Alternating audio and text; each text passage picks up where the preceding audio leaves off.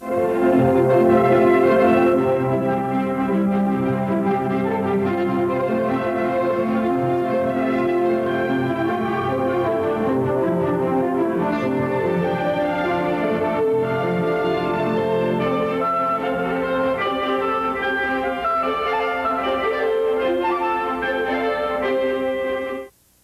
to Struggles of the Spirit. I'm your host, the Reverend Udell, and I'm delighted to be with you again today. This is a pattern that we have every Wednesday, live at 11:30, and it's good to be with you and to have a live show.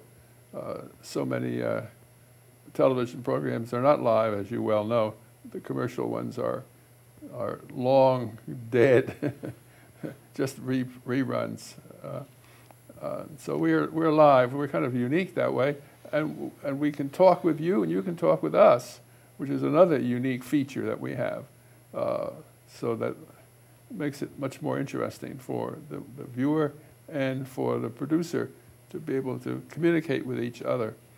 So to do that, you need to pick up your telephone if you want to say something to us, and phone us at the number that you see on your screen, your television screen in your own home. And also we have a number here. Lucille, would you tell them the number? Be glad to. 651-0589. Okay, you have that? 651 0589. 0589.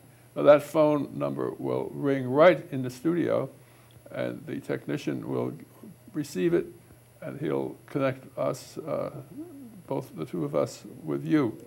And so whenever you want to call, please do it. We are eager to hear your voice and to hear your thoughts as we speak about these issues that we have on the table today. So then if you are not watching the show right now, but it's on a tape program of ours, then you have to reach us, still reach us. We want you to do that, but you do it by email, and the email address is also on your TV screen. It's not the phone number, but it's a different address, and just take that and write us an email, and we'll get back to you by email or telephone or whatever you wish. Just tell us your desire. So we want you to participate with this show, make it your show. So we look forward to it. And we'll invite you from time to time to join in as the program goes along. Now my honored guest today, and she's really an honored guest, is Lucille Hammrill. Hammrill, yes. Hammrill, and she's a speech therapist, and she has a lot of experience, a lot of knowledge and understanding, and a lot of compassion for people who have had problems in speech, or who just want to speak well. I suppose you would say that too. Right. I could see you not just because I had a problem, right? Right, right. But I was a speech therapist for 46 years in Chicago, in Minneapolis, and then in Chittenden South in Vermont from 1970. And then until 2004. And then I became a storyteller. And so I have been doing storytelling circles, story sharing circles, these last couple of years. Well, tell our viewers what a storyteller is. When you first think of a storyteller, you think of somebody who does entertainment. Right. Who performs. Okay, that's not what I do. What I do is I use storytelling as a tool to help people have better health, to help people grow, to help people connect. So I use storytelling in a bit of a different way. And I have story sharing circles that I do around town. You said for adults as well as for children. I am not working with children except when I do intergenerational work. I'm doing all my work now with adults. Yeah.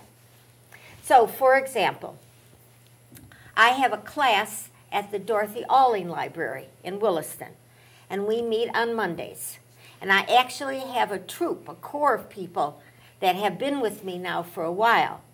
And with that group, we do intergenerational work. We go and we work in the schools and work with the teachers. I also have been teaching classes for business people. And that has been very interesting. So the business people learn how they can better access all their people and make the business run better. That's the kind of thing that I've been doing. So you're a professional educator, you might say. I am. So I have classes, and then also even there's going to be a TV show, because I was taped. I've worked also in various senior centers around town and in assisted living. And so there is actually going to be on Channel 17 on May 27th at 10:40. There will be a show of my work doing a story sharing circle. Hey, that's great. Yep. That's great. Yep. I like that you work with assisted living, because a lot of people who are into assisted living assume their life is over, they're in the old folks' home, Right. and there's nothing much left of life for them. And many times their setup during the day doesn't provide always the kind of stimulation. You really have some people who their body may be, going, but the mind is just as alert as Right. ever. And one of the things, because I've been doing this now for a number of years, when you get people to share, for example, about their accomplishments, okay, about events in their life that made a difference, about people that are unique and special, it is so uplifting. It is so wonderful to see how it can be transformative. It truly can be transformative. The people You give life to people, really? I recently, testimonials and a number of articles have been written about my work, and the people who really get into this say it changes their life. Now, for example, how they are seen in their family, where versus being just the old lady, Ma, what stories did you tell this week? Okay? Or, Ma, where are you performing? What is your gig that you're going to have next week? So many of my people come back, and many times the kids say, we want to document these programs, these stories. And so they'll pull out the video camera and they'll turn Thanksgiving, Passover, all family occasions into opportunities for the kids and so that the stories can be taped. Can you routinely tape What? those stories? That's a whole... I've been learning more and more about interviewing and taping. One of the problems is, what do you do with the tape? And in the group that we do together, it is not so much one person's story, but it is everybody's story, and it is the energy and the connection that occurs between the people. So taping, turning on and off the tape, I haven't been doing that. I care more that you have an experience when we're in the circle together. That's great. That's great. It's the live component is what you want. Yes, very much so. Now, I even took it one step further. I believe so much in what I'm doing. I recently had my 70th birthday. And my son said, Mom, we'll throw a party for you.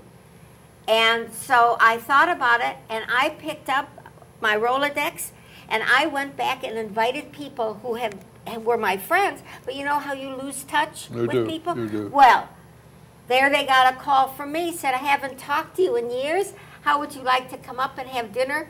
And we're having it at this restaurant, and close to 40 people came. Wow. And meanwhile, I'm bringing people together who don't even know each other.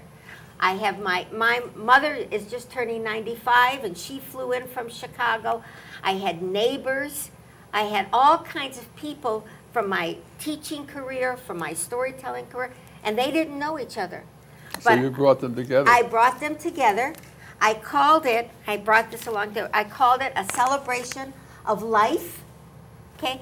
And during the afternoon, I had written out prompts to get people to share stories. So everybody has a story about a car. Everybody has a story about a unique meal. You know, everybody has a story about a disaster in the kitchen. And all of a sudden, you didn't have people like wallflowers. No. Everybody had a wonderful, wonderful time. And they're still talking about it.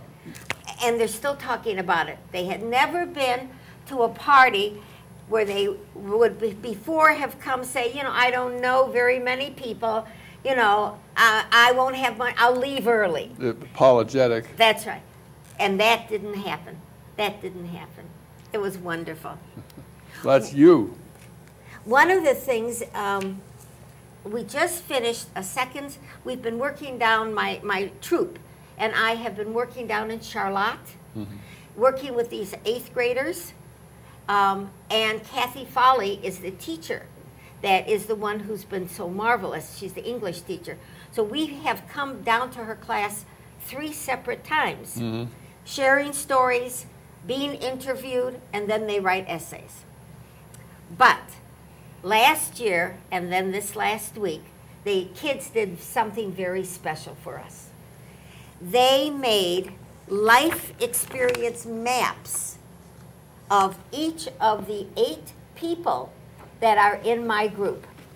So what it was is they said, tell us events, special events in your life.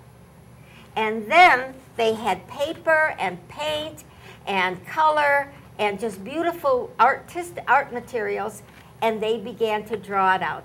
And so we ended up with beautiful, beautiful life experience, good size, poster-like things, and it was an honor. It was an honor to have these kids really listen. They had to listen intently and then creatively interpret with symbols, with color, and with drawings our lives, each one of our lives. That's great. It was a wonderful honor. I don't think people usually think it that way.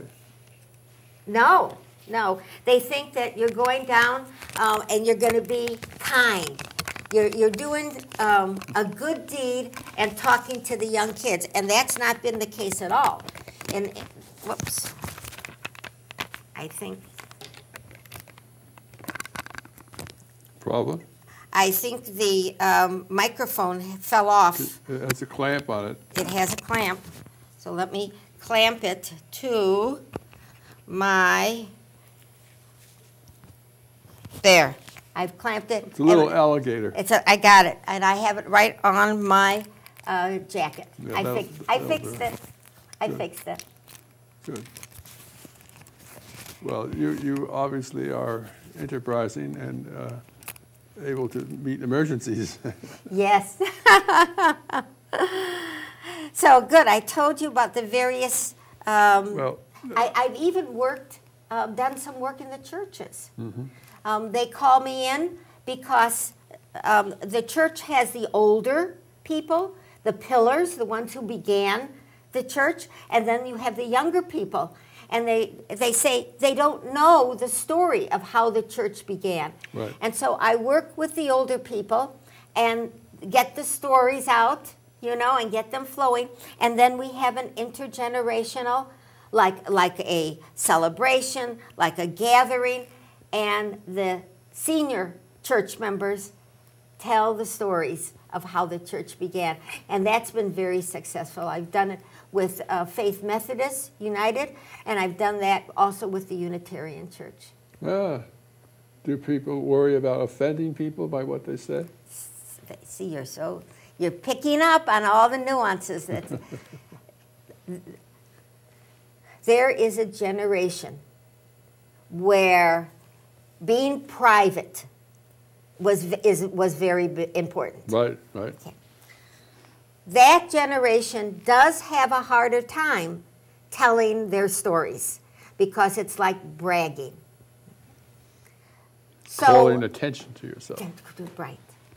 So and when I do senior centers and assisted living and all, I'm aware that there are people who that background is very strong. I say, be a listener. You know, just be here, be a listener. You have other people who usually are more readily will share.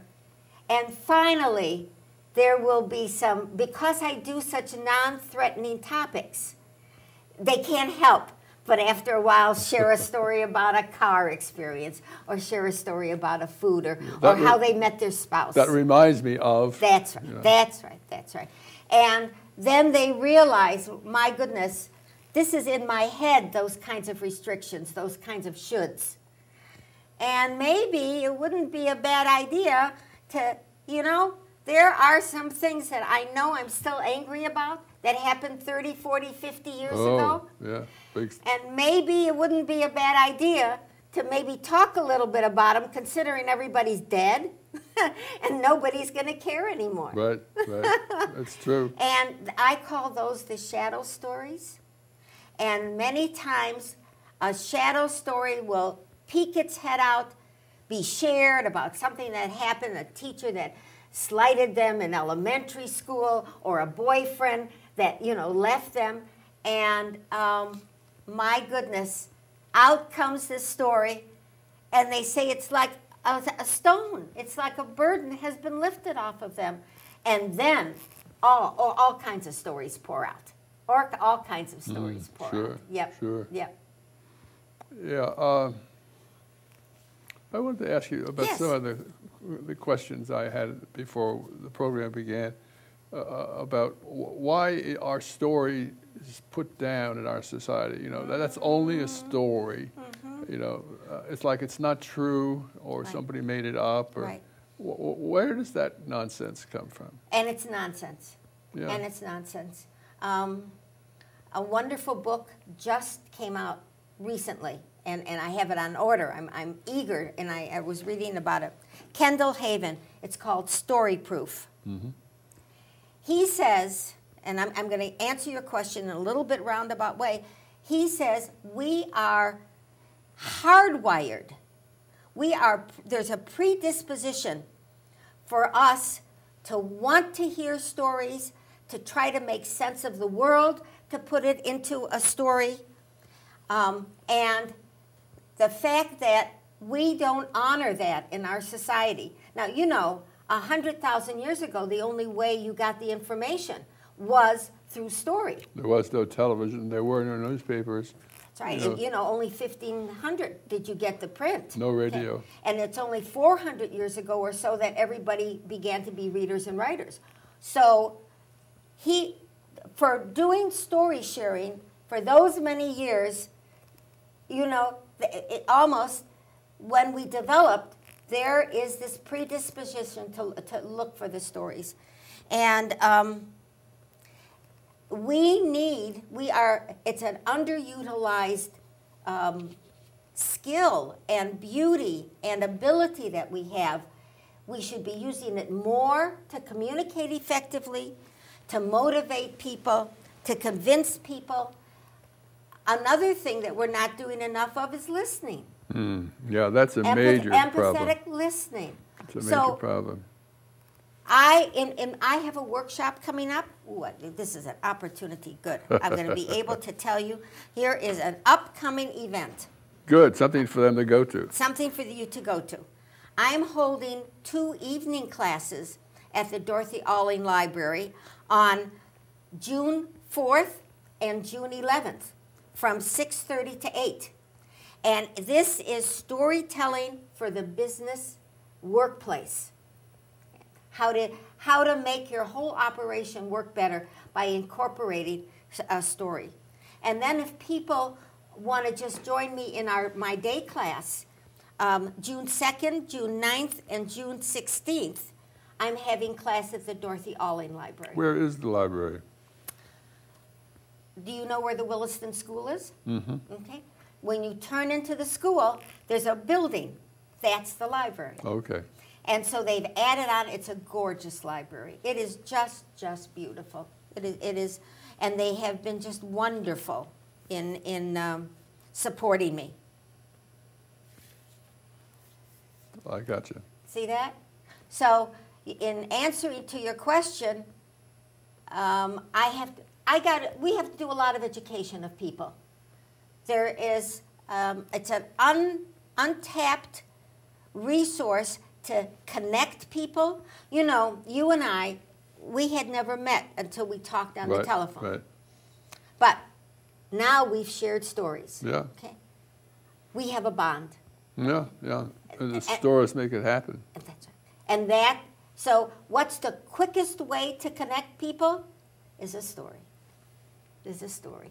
And I see that happen all the time in the groups that I work with. I go also when I work with teenagers.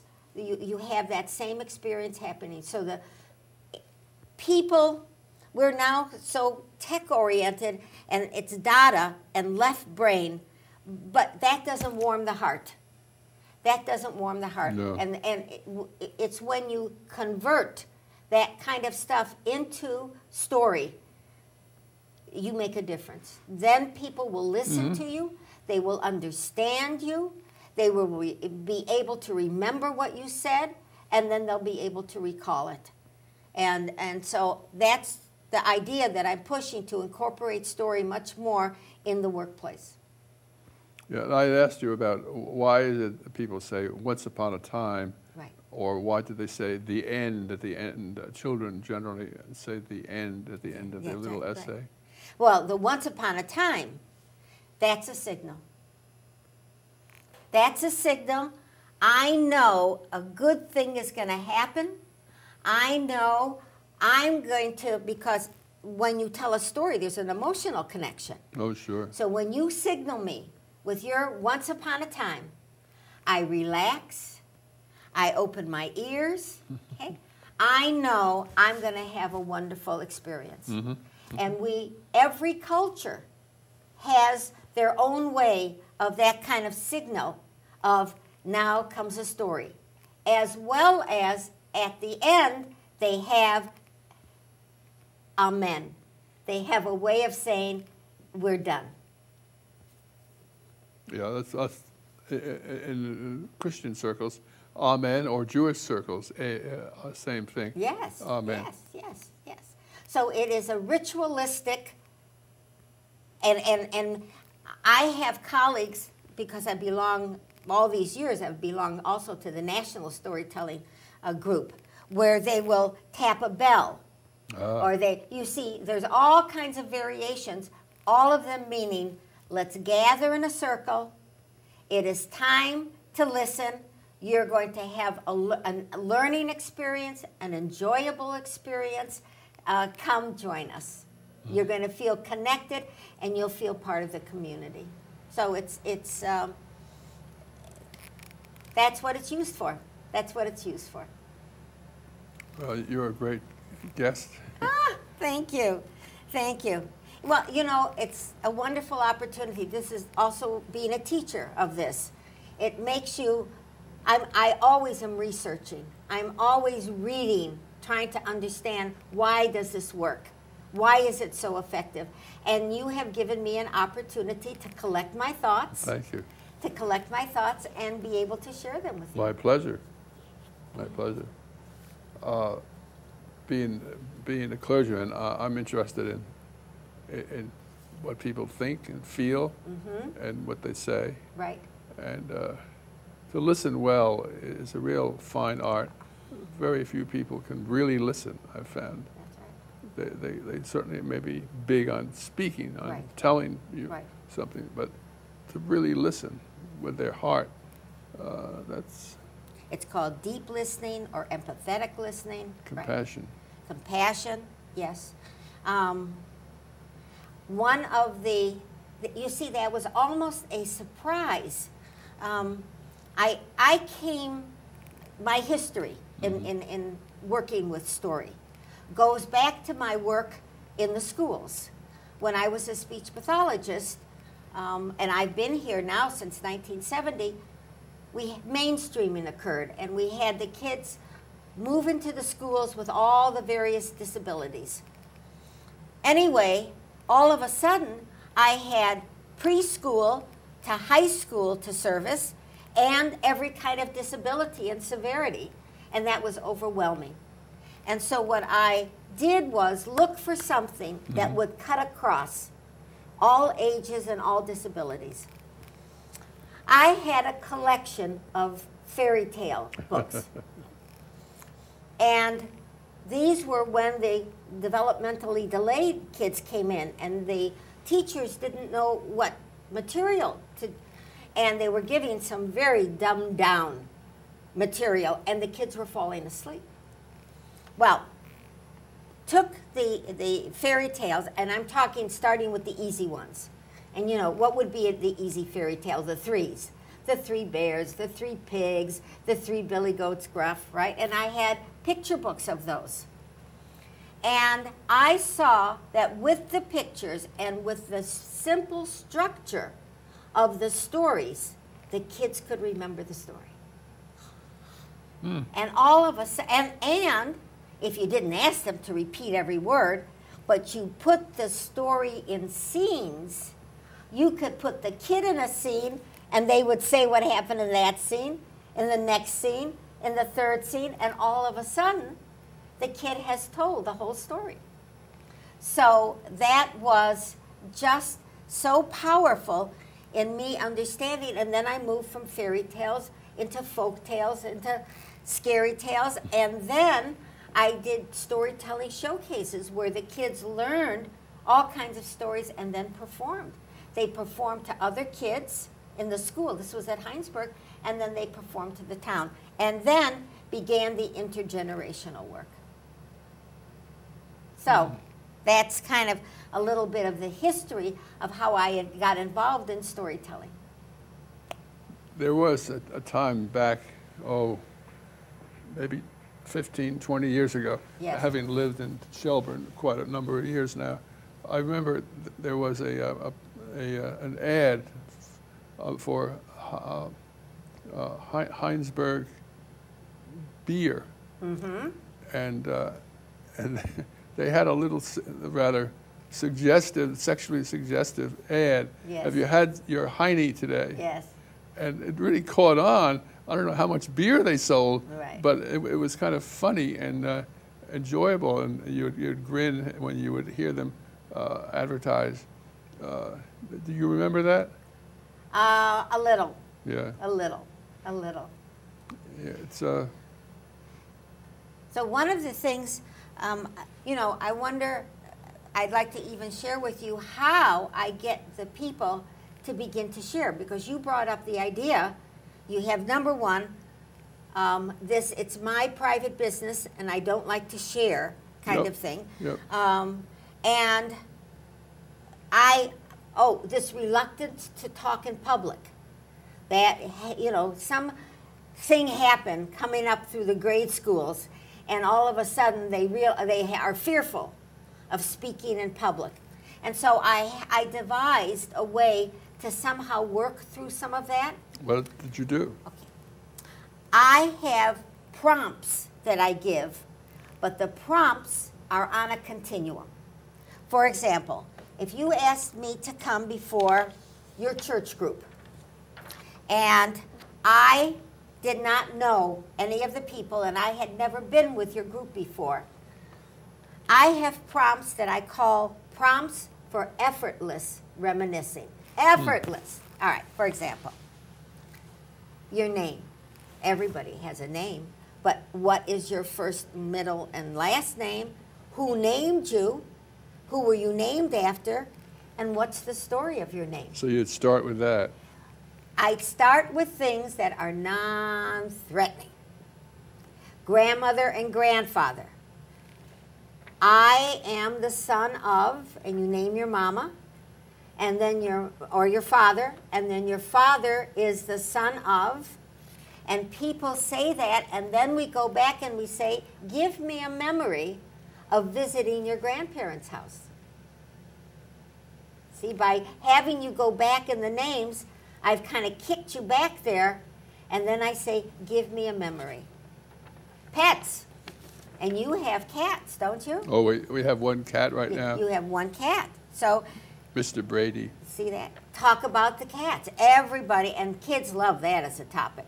Tell about past cats. Tell about trouble that your cat got in. Car. All right. Tell about the cars in your life. Family car, trips. Learning to drive. Buying your first car. You know, in your life, there are many episodes where the car was right in the middle. Yep. Food. Favorite foods. Food that Grandma made that you just can't ever forget. Disaster in the kitchen. Did you ever have That's a familiar term. That's right. That's right. Home. The homes that you grew up in. I had a friend. Yes, she had a. Here we go. I'll get a story. What's the story? She was preparing her Thanksgiving Day turkey. Yes. And, you know, turkeys can be kind of large. Right. And she had some guests. And somehow, in getting the turkey out of the oven, right. it slipped and fell on the floor. Right, right. And she picked it up? As though it never fell. Absolutely, absolutely. And I have, when I was first married, a story on the same lines. When I was first married, lived in a third-floor apartment and three-room little apartment, and you had a living room, dining room, and a kitchenette, so that you had a little alcove where you put the table. And my husband then was a medical student, and he really liked two of his instructors very much. And so he asked me, we were married maybe 3-4 months, could he bring them to dinner? Mm-hmm. Okay, fine. Yeah. So then I'm going to have a chance to cook and make a new recipe, and so I prepared. So I'm in my scrubs, you know, I'm in just awful, grubby-looking clothes, getting and making lasagna. Okay? Sure. And they're coming at 6 o'clock, and I just got home from work, and so this is 5, and the doorbell rings. And the two doctors come up. They are an hour early. Of course, scrubs is a technical name for their outfit. Right, but I mean, I was, you know, certainly wasn't dressed for company. No, I know what you mean. So up they come. So here I am, and Bert isn't home. Okay, so I have to finish the dinner, and I have to entertain the two honored guests. And then get dressed. So I sit them at the table. I sit them at the table that is where I'm also preparing the lasagna. So, and chattering, you know, being the good hostess. So I pour in the tomato syrup, and you know, I have also the lasagna noodles, and you have the cheese, and I put the whole thing together and open the oven and put it into the oven, turn back to the table, and I had some of the tomato sauce left. So I poured the tomato sauce into a Tupperware bowl. You remember the hard Tupperware bowls? The bowl slips out of my finger as I'm putting the top on, bounces, and spreads the tomato sauce across over the two men. Over the two men? Over the two men. You did a good job. I absolutely covered them in tomato sauce. That broke the ice, didn't it? Well, at that moment, my husband came into the house. What timing? Okay, and he's sitting there, and I was in shock, and then it looked like I was going to start to cry. Yeah. So were the men. You wanted to please him, after all. So the two men were at first just like stunned. Then they became all concerned that I was going to melt down. And so all three of them shoved me out of the kitchen, go get dressed, and the three men cleaned up everything. You lived happily ever after. Until we divorced. Until you divorced. But that was not about the tomato sauce. It wasn't about the tomato sauce. No. So that's the example where even if I didn't know you before, Look at the kinds of stories that you and I can share and laugh and enjoy each Oh, other. sure. And we could leave after this and feel, hey, that was a fun time. That was a fun time. And that's exactly the kind of prompts that I had at the Celebration of Life. Well. What's another word for prompt? Trigger. Trigger, okay, that's good. Well, after we get to know each other a little better, I can go, because those are very non-threatening, and get a little bit more personal. For example, accomplishments, these prompts are about your accomplishments, but it also could be about your disappointments. So, for example, here's a prompt. No one, including me, thought I had a chance. It was the most demanding position I filled. We started out in the red. The prize changed my life. The prize being? Who knows? See, you have to, what story does that bring up for you? Oh, I worked my way through. These are, see? Prompts. These are prompts. I took a stand. I took a stand. I did not let it get me down. I spoke out. Okay, what's the story? Then all you can see people sitting there, and what suddenly comes to mind when you hear a prompt about I spoke out? And that's when you hear stories of really heroines and heroes who Had a lot of courage. Had a lot of courage and made a choice. And I believe you are by the choices. If I wanted to define who I am, it's by the choices that I've made. By the choices. And it's the stories that take you to the moment when there was too or many, choices that could make. And you took a particular one, and that kind of defined the kind of character you were. Do you remember a story where you spoke out and you made a choice? Sure. Well, you're bringing to mind a Jewish expression. Why is tonight different than every other night? That's right. Okay. And I like that. And but I want the story. What story does that bring to mind? What episode in your life? I made a choice. My relationship with my Jewish friends and family. See that? And where did this take place? Well, at home, at restaurants, everywhere. Growing up? No, or later? No, later. Later, see that? And there you did. You made a choice, and to seek out, and there was a reason that you were doing that.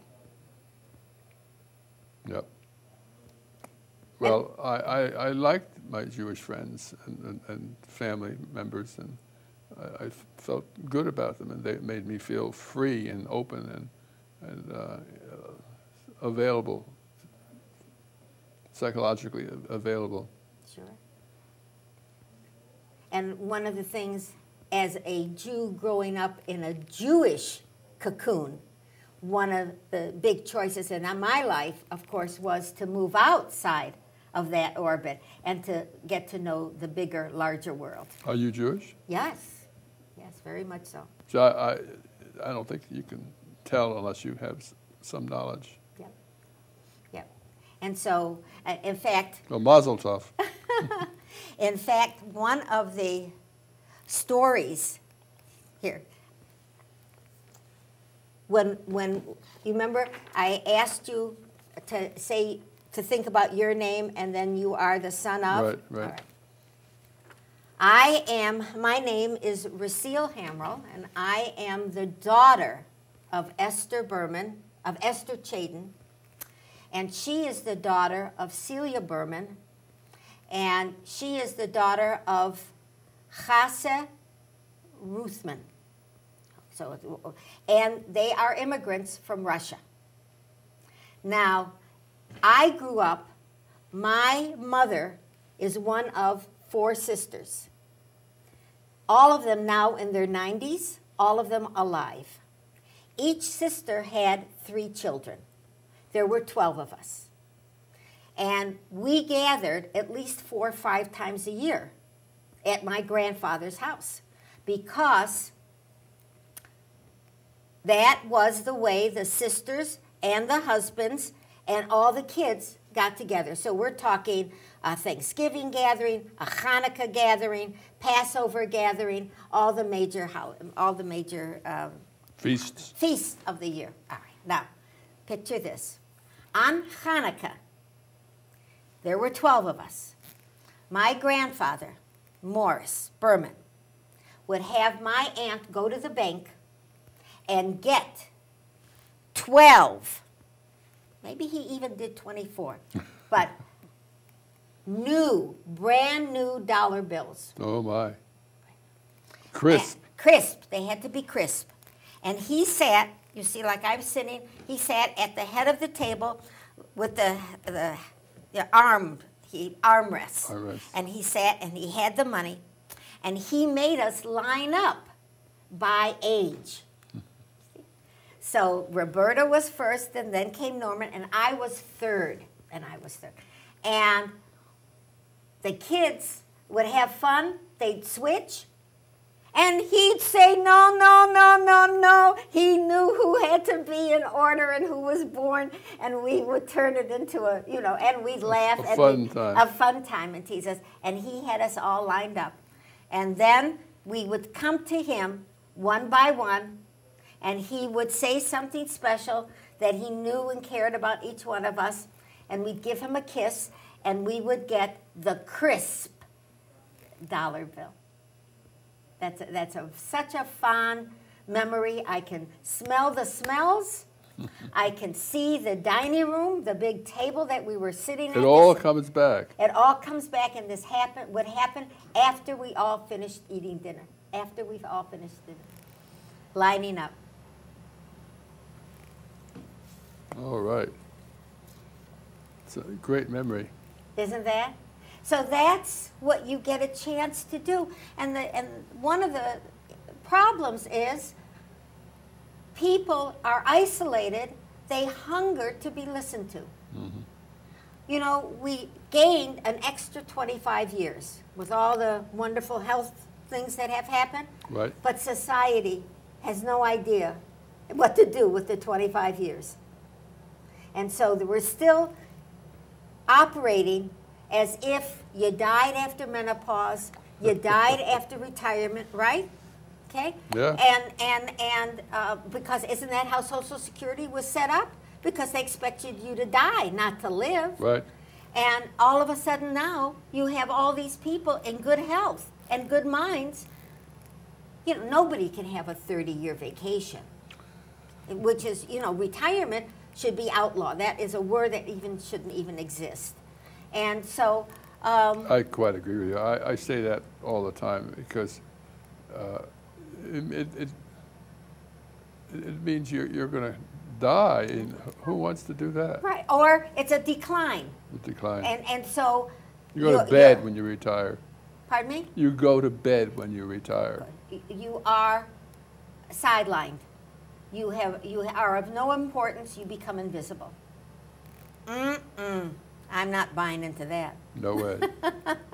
No way. And this is a whole, untapped resource for society. And I think with the baby boomers, there's no way that they're going to allow that to happen to them. And so I'm on the cusp. I'm at the beginning of breaking through some of those barriers of ageism, basically, of ageism, of how you're supposed to act when you get to be 70 and 80. And I don't buy it. Yeah, well, I don't buy it either. It makes me mad. It really does. And also, when they talk about assisted living,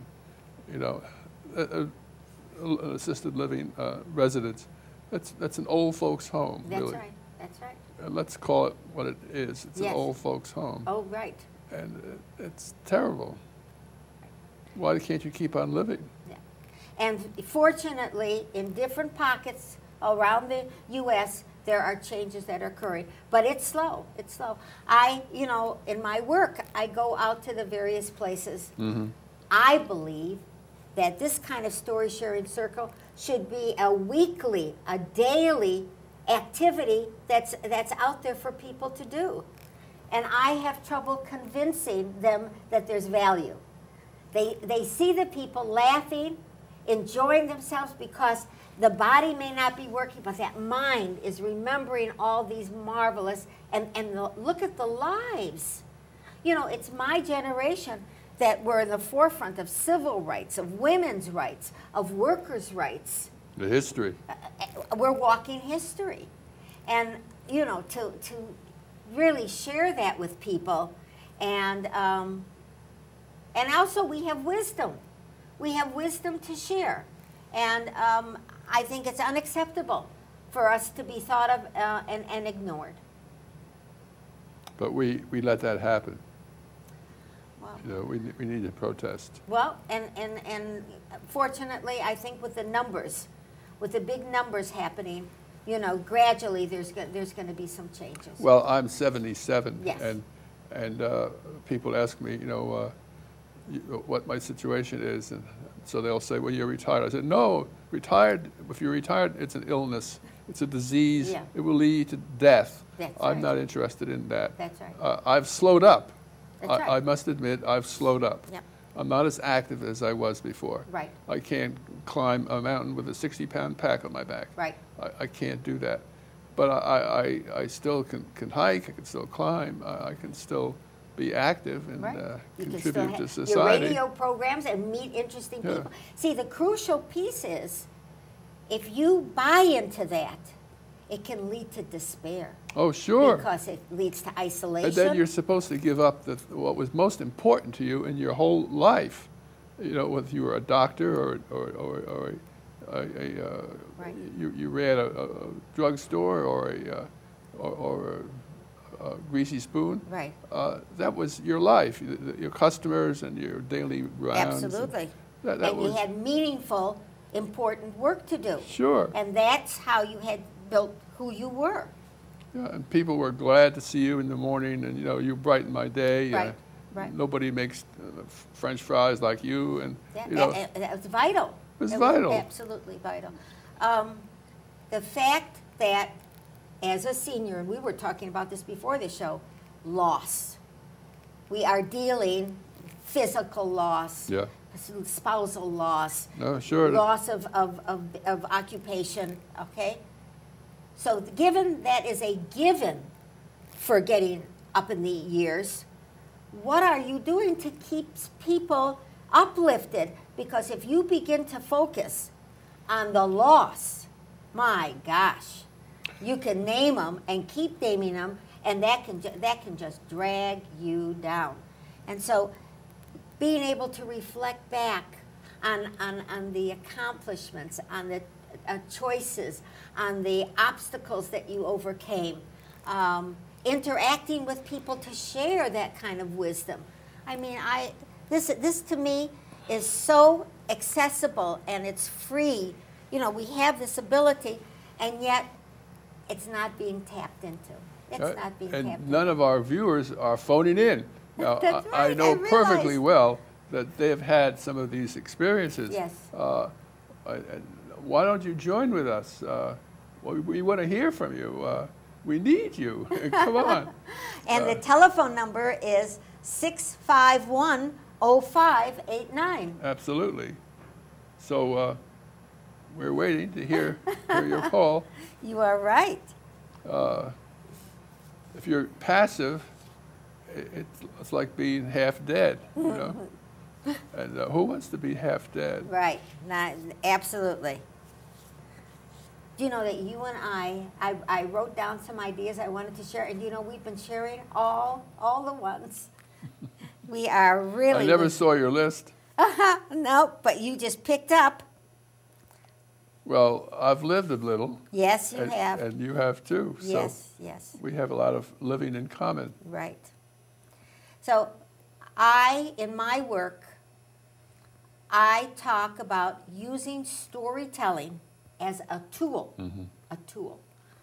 a tool to promote health and growth, because health, reflective thinking, getting that mind working, that is so marvelous to keep everything going. And growth, you know, maybe there were some dreams and visions that you didn't fulfill, and here you have a chance later to do those. To build community, you know. Our talking, we have built a bridge. And that's what always happens in a story sharing circle. And here's another thing that we really didn't even mention. Facilitate change. Now, let's say you're a business and you've got to make a big change. Okay. If you top-down boss says, we're gonna eliminate this or add this, and I want you to act in this new way, immediately what do you get? Resistance. Resistance. Now, if previous to doing that, you have the people, let's say, connecting and perhaps sharing stories about something, but I get to know you. You know, you were over in that other office. I never really did know you, but I get to know you. So what you do is you begin to have a little communication between people, a little collaboration, a little trust, and then instead of you must, here's the situation, and these are the choices that we're having to consider. All of a sudden, hey, you know, in my group, maybe we could do it in this way. And maybe suddenly it isn't that I'm having to say, I don't want to do it, which comes when somebody says you must. You get a collaborative air in the workplace. And then you can ask and have them, because you get them involved in the change. So that is, I think, there's a number of new books that are out. Stephen Denning is a wonderful author who talks about using story in the workplace. And talks about you can't have change before you have collaboration. And you can't have collaboration unless you have trust and communication. And how are you going to do it? Story sharing is a way. Story sharing is a way. I think that's pretty good. It is. It is. I like that. Isn't that a good one? I used to work in business Yes. A long time ago Yes. for the New York Central Railroad in Manhattan. And there were a lot of people, and this was personnel for the New York Central Railroad. Yes. And we would hire people for the railroad, mail-in baggage handlers, sure. clerks, stenographers. Yep. And I really came to love that job. And I don't know what that sound is. I don't know either. Maybe that's some signal that we don't understand. But the point is that it was an office that we shared and we loved. Yes. And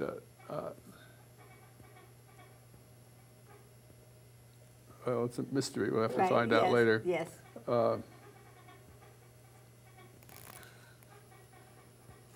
Yes. Keep going. Yep. He said ignore it. Okay. Thank you for yes. seeing that. Right. So it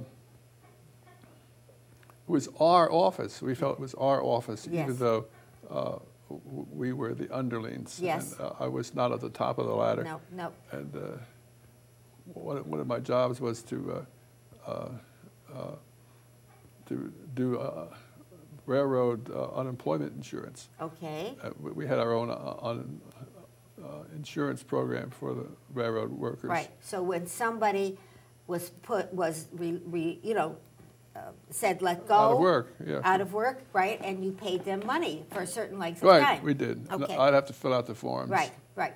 And I also, I got to know some of these people that a lot of them were Irish, Irish immigrants. Yes, of course. They didn't know how to write their own name. Right. They had to put an X. Yep. Well, they didn't go to school. No, and I enjoyed them very much because they educated me. And I said, there's some people from Ireland, I understand, grew up in with a thatched roof on their house. My goodness. And they said, yes, I did.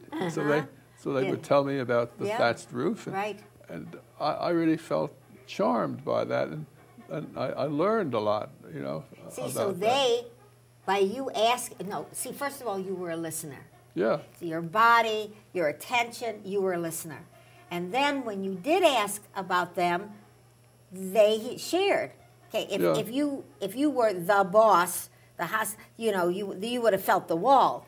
But instead, and so all of a sudden, and so they were more relaxed, and you certainly learned and grew.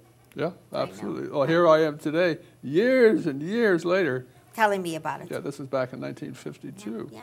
Well, these are the pivotal events of moving out from your small, you know, world that you had growing up, and you had never,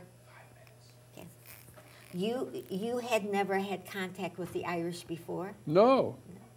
No, and as I said, they didn't know how to write their own name. I mean, I knew that when I was a little child, but they never learned. So no, it isn't. They never learned, and now looking back, it was shocking they never learned. But now looking back, you realize because they didn't have schooling.